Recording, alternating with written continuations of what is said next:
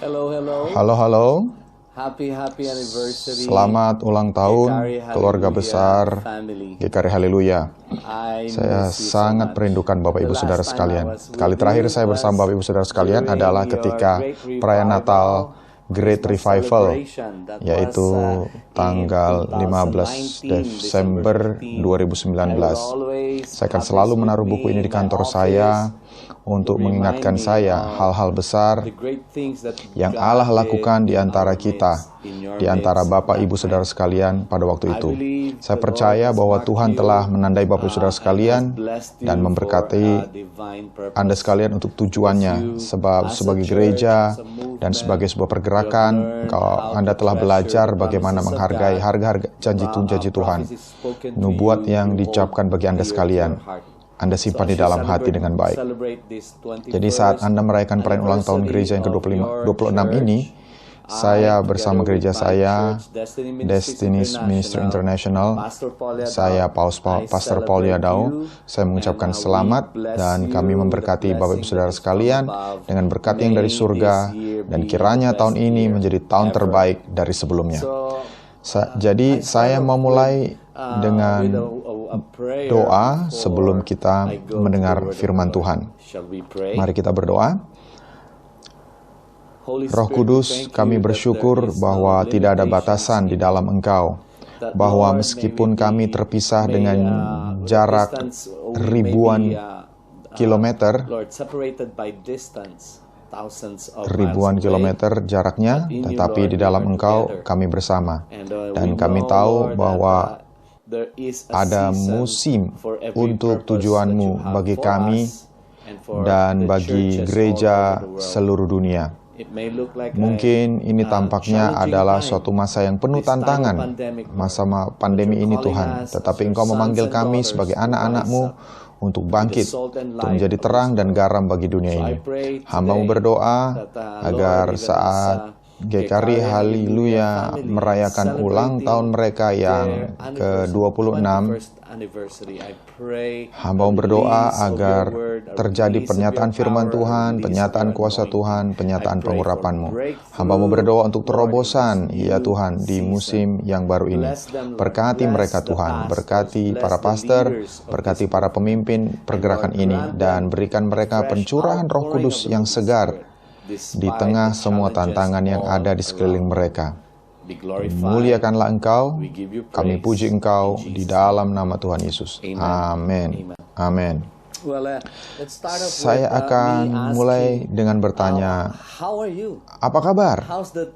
Bagaimana situasi pandemi di sekitar Anda? Dalam konteks Anda, secara global, kita semua sudah terpengaruh oleh pandemi ini. Ini adalah sebuah krisis global. Ini bisa menjadi sebuah waktu dan musim yang bagi banyak orang, ini bisa menjadi sebuah waktu dan musim ketakutan. Ini bisa menjadi sebuah waktu dan musim kekhawatiran. Sebagian orang kehilangan pengharapan, sebagian mengalami depresi, dan statistik menunjukkan, ada sebuah penelitian mengatakan bahwa tingkat depresi dan tingkat bunuh diri sudah meningkat sangat tinggi sejak pandemi dimulai sampai sekarang. Kalau kita hanya melihat keadaan kita dan menjadikan hal itu sebagai dasar seperti apa masa depan kita akan depresi. Tetapi saya di sini untuk mendorong Anda, untuk mengatakan kepada Anda bahwa masa depan terlihat baik. Masa depan terlihat cerah. Jadi di tengah masa ketidakpastian ini, para ahli, saudara tahu, mengatakan bahwa tahun ini adalah tahun VUCA. V-U-C-A. V artinya volatile, gampang berubah. U artinya uncertain, tidak pasti. C artinya kompleks, rumit. A artinya ambiguous, bermakna ganda. Banyak yang prediksi mengartikan bahwa kita tidak tahu akan masa depan. Tapi tidak begitu dengan Tuhan, sebab Dia adalah awal dan akhir. Dia adalah Alfa dan Omega dan segala hal di antaranya. Jadi saya ingin menginspirasi Bapak Ibu Saudara sekalian, pada masa ketidakpastian ini, mari kita yakin akan dua hal. Nomor satu, siapa Tuhan itu. Yang kedua, siapa kita di dalam Dia. Sebab kalau kita yakin siapa Tuhan itu dan bahwa Dia Maha Kuasa, Dia kekal, Dia adalah Bapa kita, Dia sangat baik, Dia adalah penyedia kebutuhan kita, dan Dialah yang memegang kendali, maka cara kita memandang diri kita akan dipengaruhi hal tersebut. Kita akan memandang diri kita sebagai putra-putrinya Tuhan. Kita akan memandang diri kita bukan korban tetapi pemenang. Kita akan memandang diri kita bukan penuh ketakutan tetapi berjalan dalam penuh keyakinan dan damai sejahtera. Sekali lagi, pegang kedua hal ini. Siapa Tuhan itu dan siapa kita bagi Dia. Ketika Tuhan Yesus mengajar para muridnya berdoa, Dia memastikan bahwa mereka menangkap intinya. Dia berkata, ketika kalian berdoa, katakanlah, Bapa kami yang di surga, dipermuliakanlah namamu, datanglah kerajaanmu, jadilah kehendakmu di bumi seperti di surga. Apa yang Tuhan Yesus sedang katakan? Ini adalah rahasia kehidupannya, sebab para murid meminta Dia untuk mengajari mereka berdoa. Jadi Tuhan Yesus memberikan mereka kunci bagaimana kita bisa melihat kerajaan Allah datang ke bumi. Panggillah Dia Bapa, Abba, Bapa, Bapa kami. Itulah Dia. Dan kemudian karena hal itu, siapa kita? Kita adalah putra-putrinya yang terkasih. Kita punya akses ke surga. Kita punya akses kepada semua yang Bapa punya. Jadi entahkah ada pandemi, entahkah ada krisis di sekitar kita, kita hidup dalam kenyataan yang berbeda. Kita hidup dan mendengar kabar yang berbeda. Itu adalah kabar baik, sebab kita adalah bagian dari kerajaan yang tak tergoncangkan. Sebuah kerajaan yang rajanya Tuhan yang Maha Kuasa adalah Bapa kita. Katakan kepada orang di sebelahmu, engkau tak tergoncangkan. Engkau tak tergoncangkan. Sebab engkau adalah bagian dari kerajaan yang tidak dapat digoncangkan. Haleluya. Amin. Amin. Mari beri kemuliaan bagi Tuhan Yesus. Oh, puji Tuhan. Jadi apakah kita melihat krisis atau kesempatan yang ada di sekitar kita? Sebab banyak orang hanya melihat krisis. Segalanya adalah ketakutan. Segalanya dilihat dari kacamata apa yang akan menjadi salah. Tetapi ketika kita melihat situasi kita dengan cara itu, kita akan depresi. Kita tidak akan mampu melihat kesempatan. Tetapi ketika kita memakai kacamata, Tuhan adalah Bapakku dan aku adalah putra atau putrinya, kita akan melihat kesempatan. Saya ingin mengatakan ini. Krisis mendahului kebangunan. Jika kita membaca sejarah atau firman Tuhan, Alkitab mengenai perjalanan umat manusia dengan Tuhan, kita melihat bahwa pria dan wanita yang dipakai dahsyat oleh Tuhan di masa kegelapan dan bahkan sejarah belakangan ini, orang-orang yang berada di tengah krisis, yang berseru kepada Tuhan, mempercayai Tuhan dan terus maju karena mengenal siapa Tuhan dan siapa diri mereka, mereka bangkit dan sesuatu terjadi. Kita melihat itu dalam diri Daud yang menghadapi Goliat. Kita melihat itu dalam diri Musa yang membebaskan bangsa Israel. Kita melihat itu di dalam diri Yosua. Kita bisa sebutkan yang lainnya lagi. Ini konteksnya. Ketika terjadi krisis, itu sebenarnya adalah waktu yang terbaik untuk memandang ke atas dan berharap ada pergerakan Tuhan yang besar, sebab akan ada pencurahan besar yang akan terjadi. Lihat pandemi ini sesuatu yang global. Ini bukan hanya regional, ini global. Jika ada sebuah krisis global, bayangkan kebangkitan atau kebangunan rohani sebesar apa yang akan terjadi. Saya bergairah. Saudara bergairah? Sebab krisis adalah titik awal dari sebuah kebangkitan, kebangunan rohani, terobosan, dan penuaian besar. Lihat kepada orang di sebelah kiri, kananmu, dan kalau Anda di Zoom, serukan. Katakan, ini waktu penuaian. Mari bersukacita, mari bergairah. Ini bukan waktu untuk takut. Ini bukan waktu untuk lari, untuk menyerah, untuk sembunyi. Ini waktu untuk bangkit dan menjadi terang. Sebab terangmu sudah datang dan kemuliaan Tuhan terbit atasmu. Itu Yesaya 60 ayat 1 sampai 3. Kalau kita lanjutkan membaca, dikatakan bahwa kegelapan menutupi bumi dan kekelaman menutupi bangsa-bangsa. Tetapi terang Tuhan terbit atasmu dan kemuliaannya menjadi nyata atasmu. Dan apa yang akan terjadi? Bangsa-bangsa berduyun-duyun datang kepada terangmu. Lihat, haleluya, lihat ayat-ayat tersebut. Ketika kekelaman menutupi bangsa-bangsa, apa yang Tuhan sedang lakukan? Dia sedang menyiapkan sebuah panggung. Gereja sedang diposisikan sedemikian rupa di mana Bapa di surga akan menyorotkan lampu sorotnya kepada GKRI Haleluya, kepada gereja-gereja Indonesia, di Filipina, di Thailand, dan di seluruh dunia. Bahwa di tengah goncangan ini ada orang-orang yang tak tergoncangkan. Putra-putrinya Tuhan. Tuhan sedang mengarahkan lampu sorotnya kepada gereja. Ini adalah waktu dengan kesempatan besar. Jadi buka matamu, berhenti melihat kepada ketakutan, mulai melihat kepada Bapamu. Panggil dia Bapamu, sebab kerajaan itu datang begitu engkau menyelaraskan hatimu kepada Bapamu. Mari saling menguatkan satu dengan yang lain.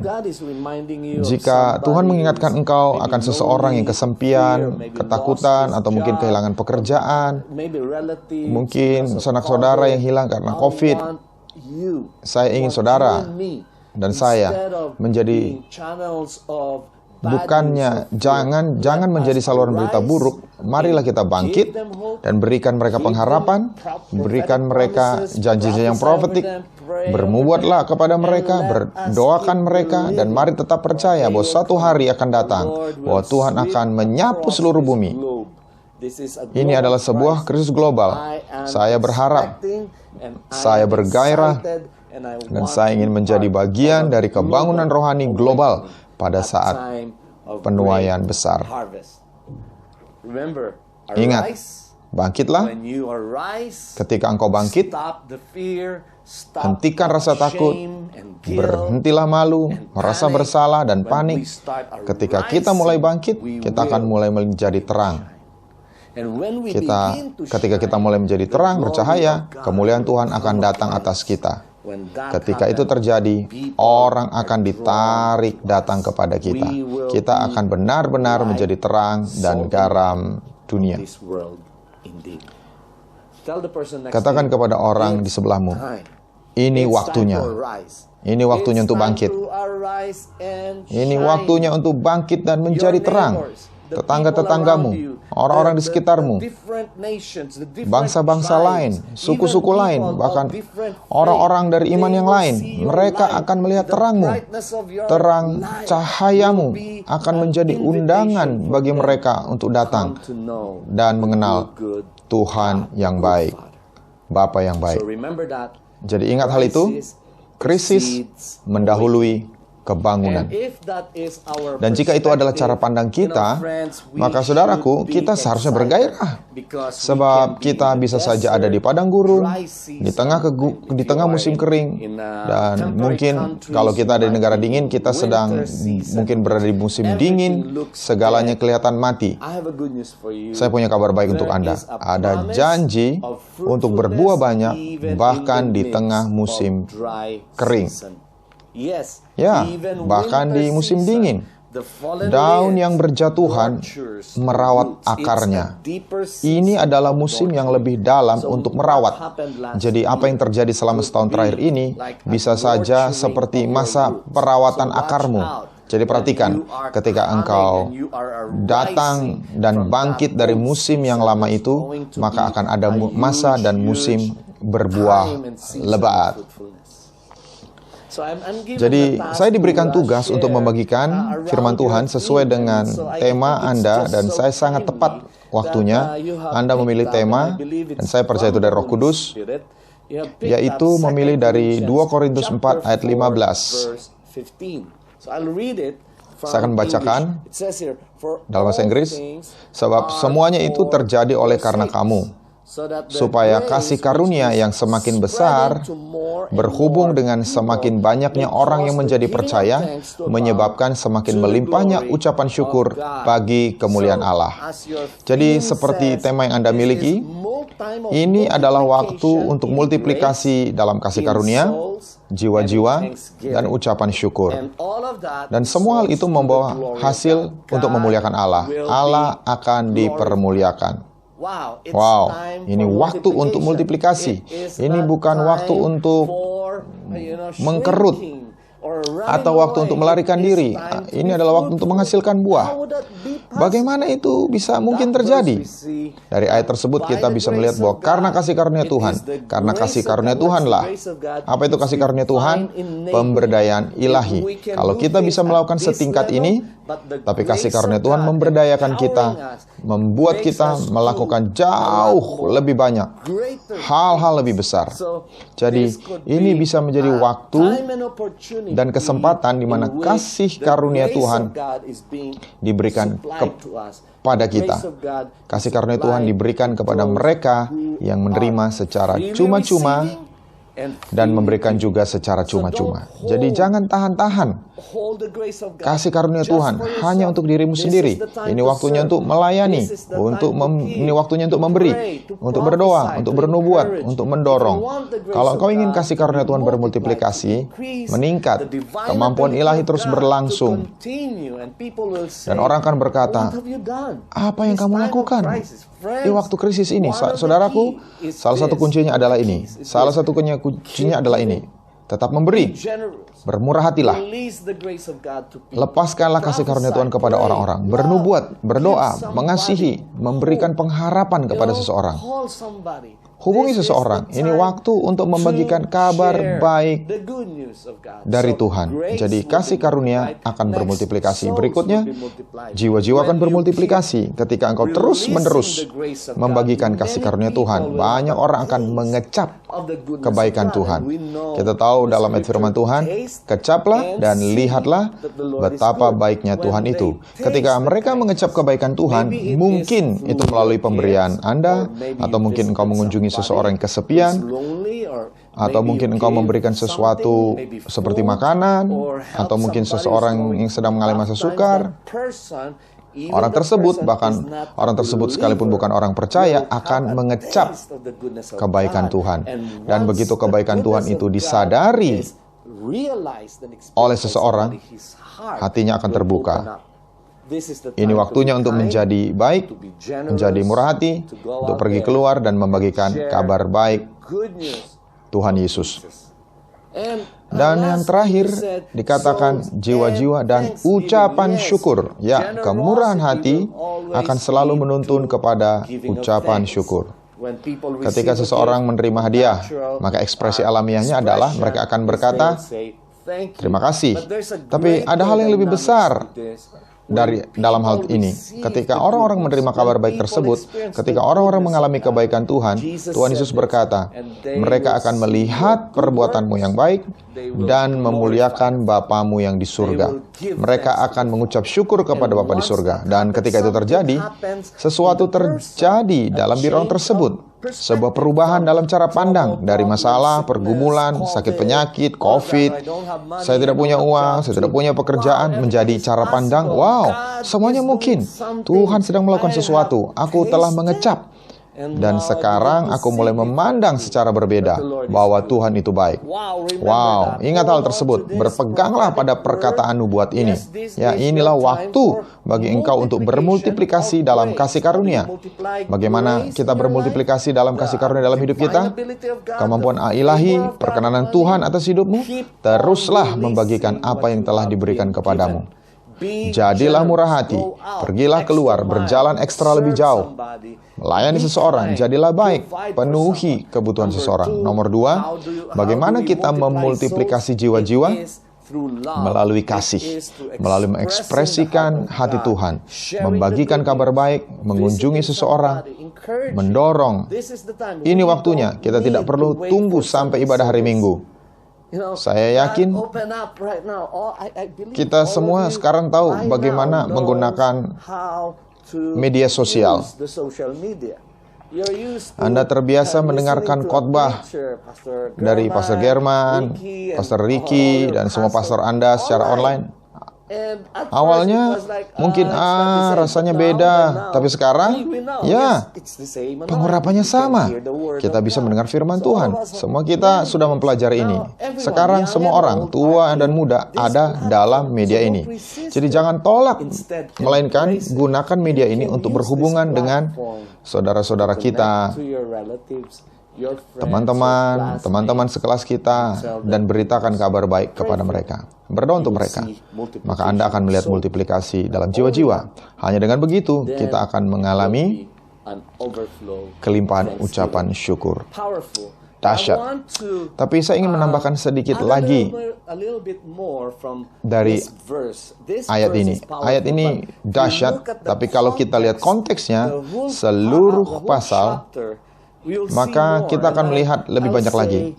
Apa yang saya bagikan adalah kunci untuk mengalami multiplikasi kasih karunia, jiwa-jiwa, dan ucapan syukur. Jadi saya ingin memberikan kunci-kunci, prinsip-prinsip, bagaimana kita memultiplikasi, bagaimana kita bisa mengalami kasih karunia lebih besar, mengalami pemberdayaan ilahi dari Tuhan, mengalir di dalam dan melalui saya. Bagaimana bisa bertumbuh dalam perkenanan, sehingga ketika orang melihat saya, mereka akan melihat dengan mata perkenanan. Bagaimana hal itu bisa terjadi? Ini akan kita lakukan. Pertama-tama kita akan membaca seluruh pasal. Jadi 2 Korintus pasal 4, dan kemudian saya akan menyorot poin-poin kuncinya. Jadi mari kita baca. Oleh kemurahan Allah, kami telah menerima pelayanan ini, karena itu kami tidak tawar hati. Tetapi kami menolak segala perbuatan tersembunyi yang memalukan. Kami tidak berlaku licik dan tidak memalsukan firman Allah. Perhatikan hal tersebut, firman Allah. Sebaliknya, kami menyatakan kebenaran, dan dengan demikian kami menyerahkan diri kami untuk dipertimbangkan oleh semua orang di hadapan Allah. Jika Injil yang kami beritakan masih tertutup juga, maka ia tertutup untuk mereka yang akan binasa, yaitu orang-orang yang tidak percaya, yang pikirannya telah dibutakan oleh ilah zaman ini, sehingga mereka tidak melihat cahaya Injil tentang kemuliaan Kristus, yang adalah gambaran Allah. Ayat 5, sebab bukan diri kami yang kami beritakan, tetapi Yesus Kristus sebagai Tuhan, dan diri kami sebagai hamba-Mu karena kehendak Yesus. Ayat 6, sebab Allah yang telah berfirman, dari dalam gelap akan terbit terang, Ia juga yang membuat terangnya bercahaya di dalam hati kita, supaya kita beroleh terang dari pengetahuan tentang kemuliaan Allah yang nampak pada wajah Kristus. Ayat 7, tetapi harta ini kami punyai dalam bejana tanah liat, supaya nyata bahwa kekuatan yang melimpah-limpah itu berasal dari Allah, bukan dari diri kami. Dalam segala hal kami ditindas, namun tidak terjepit. Kami habis akal, namun tidak putus asa. Kami dianiaya, namun tidak ditinggalkan sendirian. Kami dihempaskan, namun tidak binasa. Kami senantiasa membawa kematian Yesus di dalam tubuh kami, supaya kehidupan Yesus juga menjadi nyata di dalam tubuh kami. Sebab kami yang masih hidup ini terus-menerus diserahkan kepada maut karena Yesus, supaya juga hidup Yesus menjadi nyata di dalam tubuh kami yang fana ini. Maka demikianlah maut giat di dalam diri kami dan hidup giat di dalam kamu. Sekarang kita akan masuk ke dalam tema hari ulang tahun. Namun karena kami memiliki roh iman yang sama, seperti ada tertulis, aku percaya, sebab itu aku berkata-kata. Maka kami juga percaya, dan sebab itu juga kami juga berkata-kata. Artinya kita tidak bisa diam. Kalau kita percaya kepada Injil, kita percaya akan kebangkitan Tuhan Yesus, kita harus berbicara. Ayat 14, karena kami tahu bahwa Ia yang telah membangkitkan Tuhan Yesus akan membangkitkan kami juga bersama-sama dengan Yesus, dan Ia akan menghadapkan kami bersama-sama dengan kamu kepada dirinya. 15, saya akan bacakan ayat tema Anda. Sebab semuanya ini itu terjadi oleh karena kamu. Perhatikan hal ini. Semuanya itu terjadi oleh karena kamu, supaya kasih karunia yang semakin besar, berhubung dengan semakin banyaknya orang yang menjadi percaya, menyebabkan semakin melimpahnya ucapan syukur bagi kemuliaan Allah. Ayat 16, sebab itu kami tidak tawar hati, tetapi meskipun manusia lahiriah kami semakin merosot, namun manusia batiniah kami dibaharui dari sehari ke sehari.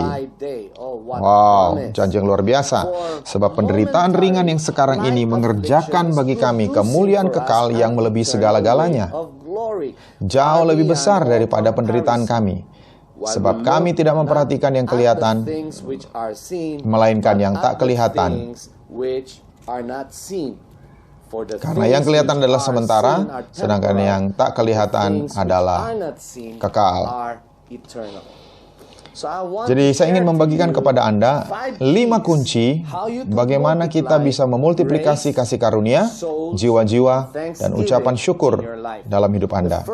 Yang pertama, nomor 1, ketahuilah bahwa kita telah menerima sebuah pelayanan oleh kemurahan Allah. Itu ayat 1. Oleh kemurahan Allah, kami telah menerima pelayanan ini. Karena itu kami tidak tawar hati. Jadi panggilan, pelayanan, mandatnya adalah dari Allah. Dia adalah titik awalnya. Jadi ini bukan hanya GKRI Haleluya. Tidak. Ini sebuah mandat yang datang dari Tuhan. Jadi Tuhan sendirilah yang telah memilihmu. Tuhan sendirilah yang telah memberikan perintah. Tuhan sendirilah yang memberdayakan engkau. Itulah titik awal kita.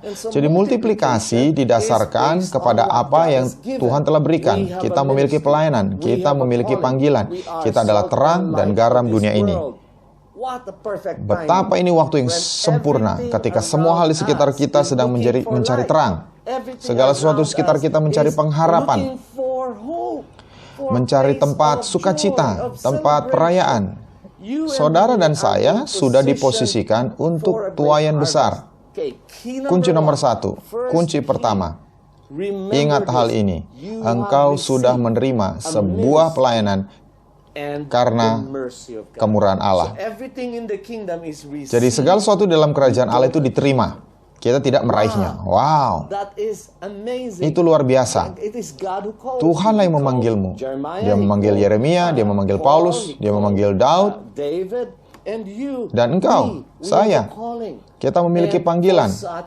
Dan untuk waktu yang seperti ini, di waktu krisis. Kenapa kita semua hidup di masa seperti ini? Sekali lagi, ketahuilah bahwa engkau telah menerima sebuah pelayanan karena kemurahan Allah. Karena itu, kau tidak boleh tawar hati pada saat ini. Itu kunci yang pertama. Engkau tidak bisa memultiplikasi sesuatu jika engkau tidak punya sesuatu sebagai awal. Engkau hanya bisa memultiplikasi apa yang telah engkau terima. Dan engkau sudah menerima sesuatu dari surga. Pelayanan Roh Kudus. Bukan pelayanan manusia, bukan pekerjaan manusia. Ini pekerjaan Tuhan. Itu kunci nomor 1. Jadi nomor 2, kita mengkhotbahkan Tuhan Yesus. Sangat jelas di ayat 2. Tetapi kami menolak segala perbuatan tersembunyi yang memalukan. Kami tidak berlaku licik dan tidak memalsukan firman Allah. Sebaliknya kami menyatakan kebenaran, dan dengan demikian kami menyerahkan diri kami untuk dipertimbangkan oleh semua orang di hadapan Allah. Kemudian Rasul Paulus melanjutkan, jika Injil yang kami beritakan masih tertutup juga, maka ia tertutup untuk mereka yang akan binasa. Dan kemudian dia berkata di ayat 5, mari kita baca ayat 4 lagi, yaitu orang-orang yang tidak percaya, yang pikirannya telah dibutakan oleh ilah zaman ini, sehingga mereka tidak melihat cahaya Injil tentang kemuliaan Kristus, yang adalah gambaran Allah. Perhatikan yang ini, ayat 5, sebab bukan diri kami yang kami beritakan, tetapi Yesus Kristus sebagai Tuhan. Mengapa pesan ini kuat? Mengapa pesan ini kabar baik? Karena ini bukan mengenai kita. Ini bukan mengenai berapa baik kita atau apa latar belakang pendidikan kita. Tuhan telah memanggil engkau untuk memberitakan Injil, kabar baik tentang Yesus, Anak Allah, Mesias yang datang ke bumi ini, mati untuk seluruh umat manusia. Sekarang ada pengharapan, kemerdekaan, pengampunan dosa. Ini adalah pesan kita. Kita memberitakan Tuhan Yesus. Ini adalah kunci kedua. Kita akan melihat multiplikasi kasih karunia, multiplikasi jiwa-jiwa, dan multiplikasi ucapan syukur ketika kita setia memproklamasikan kabar baik, memproklamasikan bahwa Yesus adalah benar-benar Mesias, Juru Selamat, Putra Allah, memproklamasikan kasih Allah. Karena begitu besar kasih Allah akan dunia ini sehingga Dia mengaruniakan anak yang tunggal. Dan sekali lagi saudara, ini waktu terbaik, karena orang-orang sedang lapar akan kabar baik. Orang-orang sedang mencari pengharapan. Orang-orang sedang mencari kejelasan, mencari kekuatan, dorongan, dan semua ini tersedia di dalam Injil. Injil adalah kekuatan Allah yang menyelamatkan, seperti yang Rasul Paulus katakan. Lalu nomor 3, nomor 1, kunci pertama, kita memiliki pelayanan yang kita terima bersama dengan kemurahan Allah. Nomor 2, kita memberitakan Yesus, bukan pesan yang lain. Yesus adalah pesannya. Jadi sukacita kita, kerobosan kita, orang akan melihat kita, mengamati kita. Di tengah pandemi, bagaimana bisa kalian begitu penuh kehidupan, penuh sukacita? Hanya satu pesan. Kita memberitakan Yesus. Nah, nomor 3, kuasanya yang besar ada di dalam kita. Di mana kita melihat itu? Kita akan melihat multiplikasi kasih karunia, jiwa-jiwa, dan ucapan syukur. Kunci ketiga, ayat 6. Sebab Allah yang telah berfirman, dari dalam gelap akan terbit terang. Ia juga yang membuat terangnya bercahaya di dalam hati kita, supaya kita beroleh terang dari pengetahuan tentang kemuliaan Allah yang nampak pada wajah Kristus. Ketika kita menerima Yesus sebagai Tuhan dan Juru Selamat kita melihat wajah Tuhan, kemuliaan Tuhan ada di dalam kita, terang Tuhan ada di dalam diri kita. Dikatakan di ayat 7, tetapi harta ini kami punyai dalam bejana tanah liat. Sesuatu yang biasa, tanah liat, supaya nyata bahwa kekuatan yang melimpah-limpah itu berasal dari Allah, bukan dari diri kami. Wow, saudara dan saya, ini bukan mengenai latar belakang pendidikanmu. Semua kita diurapi untuk memberitakan Injil, pesan tentang Tuhan Yesus. Kita adalah bejana tanah liat pilihan Tuhan. Tapi kemuliaan itu ada di dalam kita. Haleluya. Ini waktumu. Katakan kepada orang di sebelahmu, kemuliaan Tuhan ada dalam dirimu. Engkau adalah pemproklamasi Injil. Jadi Paulus menuliskan ayat ini sebuah dorongan, ayat 8. Dalam segala hal kami ditindas, namun tidak terjepit. Kami habis akal, namun tidak putus asa. Kami dianiaya, namun tidak ditinggalkan sendirian. Kami dihempaskan, namun tidak binasa. Perhatikan hal tersebut. Beginilah cara kita menjalani hidup kita, saudara. Kita tidak dipengaruhi oleh COVID ini. Takut. Kita tidak berkata, aduh, apalagi nih berikutnya. Oh, ini kiamat. Tidak. Kita dihempaskan, tapi tidak binasa. Ada sesuatu di dalam diri kita, Kristus di dalam engkau, pengharapan akan kemuliaan, kemuliaan Tuhan, kuasa Tuhan, terang Tuhan Yesus, Roh Kudus ada di dalam engkau. Ayo, mari bersorak bagi Tuhan. Sorakan. Haleluya. Ayo, sorakan haleluya. Haleluya. Haleluya. Haleluya. Dan biarlah tipuan musuh hancur. Biar itu didiamkan oleh kemuliaan Tuhan. Oleh terang Tuhan di dalam hatimu yang kau lihat ketika engkau mengalami Yesus. Kunci keempat, yaitu bahwa segala sesuatu adalah bagi kita. Artinya, saudaraku, Tuhan telah memberikan kepada kita segalanya untuk menjadi lebih dari pemenang. Tuhan telah memberikan segalanya bagi kita oleh Roh Kudus. Karena kematian Tuhan Yesus, kita dibangkitkan bersama-sama dengan Dia, seperti yang tertulis dalam Efesus, Kolose, dan di sini juga tertulis dengan jelas. Kami senantiasa membawa kematian Yesus dalam tubuh kami, supaya kehidupan Yesus juga menjadi nyata di dalam tubuh kami. Waktu kita dibaptis, ketika kita dibaptis dalam air, kita dibaptis dalam kematian Tuhan Yesus. Ketika kita diangkat dalam baptisan, kita dibangkitkan dalam kehidupan yang baru. Itu seperti mengecap kebangkitan yang bukan di masa depan, tetapi kebangkitan yang sedang terjadi sekarang. Itu akan dilengkapkan dalam kebangkitan terakhir, tetapi kuasa kebangkitan itu sudah berdiam di dalam kita. Jadi itulah alasan kenapa Paulus mengatakan, kami dihempaskan namun tidak hancur, kami dianiaya namun tidak ditinggalkan. Jadi perhatikan ini, segala sesuatu adalah bagi kita. Itu ada di ayat 15 yang adalah ayat tema kita. Sebab semuanya itu terjadi oleh karena kamu. Jadi bagaimana mungkin kita bermultiplikasi dalam kasih karunia? Semuanya tersedia bagi kamu. Itu untuk kepentingan kamu. Bagaimana bisa melihat multiplikasi dalam jiwa-jiwa? Segala sesuatu telah diberikan Bapa kepada kamu. Bagaimana kita bisa mengalami ledakan ucapan syukur? Karena segala sesuatu diberikan kepadamu secara cuma-cuma oleh Tuhan yang adalah Bapamu. Segala yang aku miliki adalah milikmu. Itu yang dikatakannya kepada saudara dan saya. Kita bahkan dikatakan adalah pewaris bersama Kristus. Kita mengambil bagian dalam warisan yang menjadi milik Kristus. Apa yang menjadi milik Kristus menjadi milikmu juga. Jadi perhatikan hal tersebut.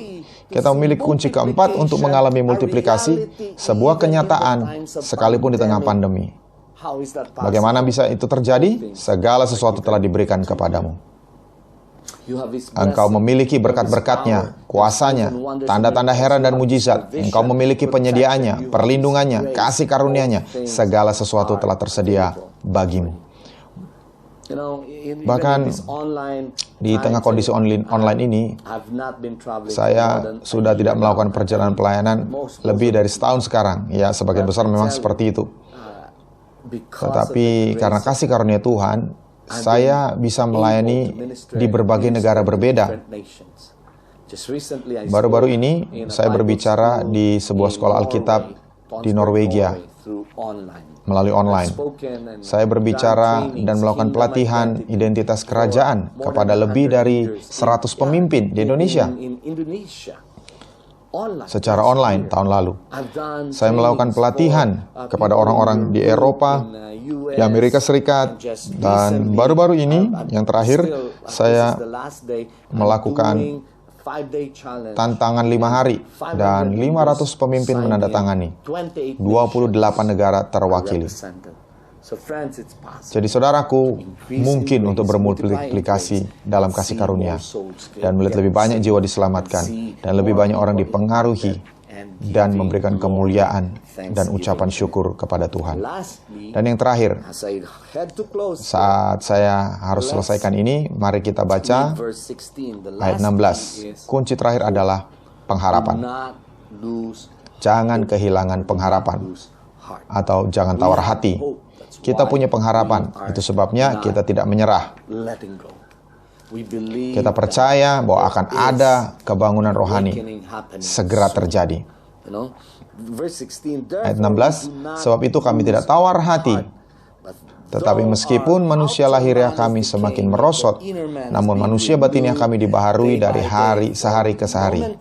Sebab penderitaan ringan yang sekarang ini mengerjakan bagi kami kemuliaan kekal yang melebihi segala-galanya, jauh lebih besar daripada penderitaan kami. Perhatikan hal tersebut. Jadi entahkah musuh menyerang kita dari luar atau menghancurkan kita, semua hal tersebut mengerjakan kemuliaan yang kekal dan tidak dapat rusak. Jadi pada akhirnya adalah mungkin untuk tetap berbuah. Bahkan pada masa krisis, kekeringan, pada masa padang gurun.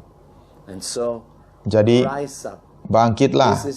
Ini adalah waktu kita untuk bangkit dan bersinar. Karena Tuhan sendiri akan bersinar atasmu dengan kemuliaan. Saya akan tutup dalam doa. Biarlah firman Tuhan berdiam dengan segala kekayaannya di dalam kamu. Biarlah firman itu melakukan pekerjaan dahsyat dalam hidupmu. Mari kita berdoa. Kami bersyukur Bapa karena telah berbicara kepada kami firman yang hidup. Firman yang membawa kekuatan, kasih karunia, dan dorongan. Hamba berdoa agar Engkau memultiplikasi kasih karunia, kemampuan ilahi, iman ilahi, sehingga perkenananmu akan membuat orang-orang melihat anak-anakmu dengan cara yang baru. Mereka akan ditarik kepada anak-anakmu, kepada terang yang ada dalam diri anak-anakmu. Sehingga ini menjadi musim bagi GKRI Haleluya untuk menghasilkan buah lebih banyak. Sehingga kasih karunia akan dimultiplikasi dan jiwa-jiwa akan diselamatkan. Saya berdoa untuk manifestasi pernyataan kuasa Tuhan Yesus. Saya berdoa untuk tanda-tanda heran dan mujizat. Saya berdoa untuk manifestasi malaikat, manifestasi solusi supernatural, terobosan, hikmat, pewahyuan. Saya berdoa untuk khotbah-khotbah yang kuat keluar dari GKRI Haleluya. Di antara para gembalanya, laut mereka ya Tuhan, curahkan roh-Mu. Bahkan di antara anak-anak, di antara kaum profesi muda, saya berdoa ada tuaian besar di tengah musim kegelapan dan kekeringan ini. Di musim pandemi ini, ya Tuhan, berkati mereka Tuhan. Dan yang terakhir Tuhan, akan ada kelimpahan ucapan syukur. Mulut mereka akan dipenuhi dengan tawa karena Engkau menunjukkan kepada mereka betapa baiknya Engkau. Jadi ada terobosan, pertambahan, upgrade, promosi, bisnis mengalami musim terobosan. Bangkitkan kembali potensi baru. Kesempatan baru datang kepada mereka. Dan di atas semua ini ya Tuhan, saya percaya, kami semua percaya, itu datang daripadamu. Kami menerima semuanya itu dari kelimpahan kasih-Mu kepada kami melalui Yesus Kristus. Berkati setiap orang, berkatilah setiap orang dalam nama Yesus yang berkuasa.